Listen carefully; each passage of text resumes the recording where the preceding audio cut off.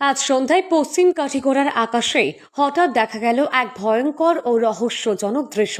সন্ধ্যে 6টা নাগাদ গুমরা পাইকান এলাকার আকাশে স্থানীয়রা লক্ষ্য করেন যুদ্ধক্ষেত্রে মিসাইল ছুটে যাওয়ার মতো অসংখ্য অজ্ঞাত বস্তু প্রচণ্ড গতিতে মেঘের আড়াল ভেদ করে অন্যদিকে এগিয়ে যাচ্ছে।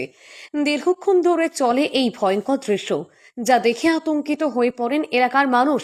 চোখের সামনে এমন বিরল দৃশ্য দেখে স্থানীয় যুবক রাহুল শেঠিকে ক্যামেরা বন্দি করতে সক্ষম হন।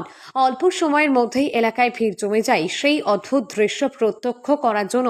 প্রত্যক্ষদর্শী সুমিত বৈষ্ণব এই প্রসঙ্গে বলেন, আমরা জীবনে কখনো এমন কিছু দেখিনি।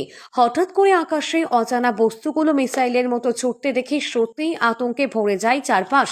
বিষয়টি আসলে কি সেটা বুঝতে পারছি না। প্রশাসনের কাছে আমাদের একটাই আবেদন, বিষয়টি যেন দ্রুত তদন্ত করা হয়। এদিকে এই ঘটনা নিয়ে ইতিমধ্যেই এলাকায় নানা জল্পনা ছড়াতে শুরু করেছে। স্থানীয়রা প্রশাসনের কাছে দাবি জানিয়েছেন, আকাশে দেখা দেওয়া এই অজ্ঞাত উড়ন্ত বস্তুর প্রকৃত কারণ যেন খতিয়ে দেখা হয়। 6টা নাগাদ আমি এদিকে পাইকান আমাদের গুমরা এলাকায় যে পাইকান এরিয়া আছে এদিকে যাচ্ছিলাম গাড়ি নিয়ে।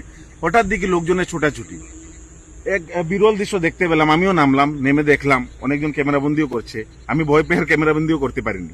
হয়ে যে ঘটনা, আকাশের দিকে এক বিরল দৃশ্য, কি মিসাইলের মতো ছুটে যাচ্ছে মেঘের সঙ্গে সঙ্গে, যেন মনে হচ্ছিল ইসরায়েলে যে যুদ্ধ হচ্ছিল এরকম যুদ্ধ।